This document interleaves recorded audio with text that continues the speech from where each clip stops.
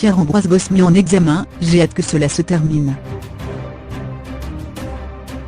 Le champion du monde d'athlétisme a exprimé son ras-le-bol.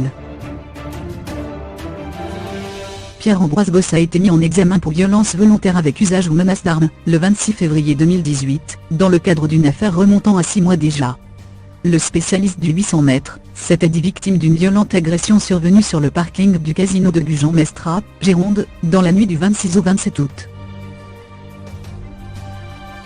Accusé par son agresseur présumé, un ancien rugbyman amateur de 24 ans, de ne pas avoir livré toute la vérité sur cette fameuse nuit, Pierre-Ambroise Bosse avait fini le visage tuméfié, avec des fractures mais aussi, avec 18 jours d'ITT, incapacité totale de travail.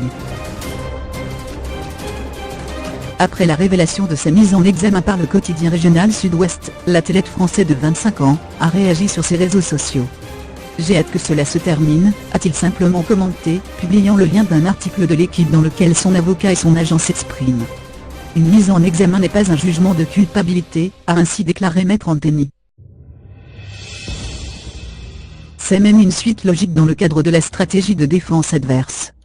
On attend le renvoi devant le tribunal correctionnel, qui confirmera qu'il n'y a pas eu 2 victimes mais une seule, a complété celui qui assure la défense du champion du monde.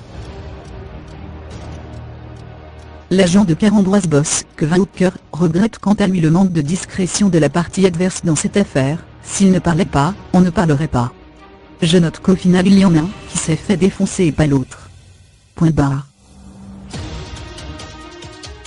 Afin de préparer sa nouvelle saison dans les meilleures conditions, malgré le retard accumulé à cause de son agression, Pierre-Ambroise Bosse est parti, s'entraîner à des milliers de kilomètres de la France, en Australie et en Nouvelle-Zélande. Le champion du monde n'a pas, encore, perdu la confiance de la Fédération française d'athlétisme, FFA, pour qui il reste toujours sélectionnable, en l'état actuel, comme l'a indiqué le président André Géraud à l'AFP le jeudi 1er mars. Pour l'instant, une enquête est en cours et il faut laisser l'enquête se dérouler normalement. En fonction du résultat, nous activerons des procédures, qui existent au sein de la fédération.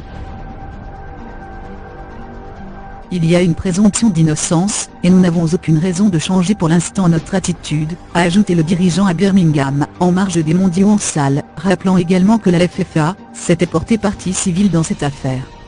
On se serait passé de cet incident, mais nous avons toujours confiance en lui, a également assuré André Géraud.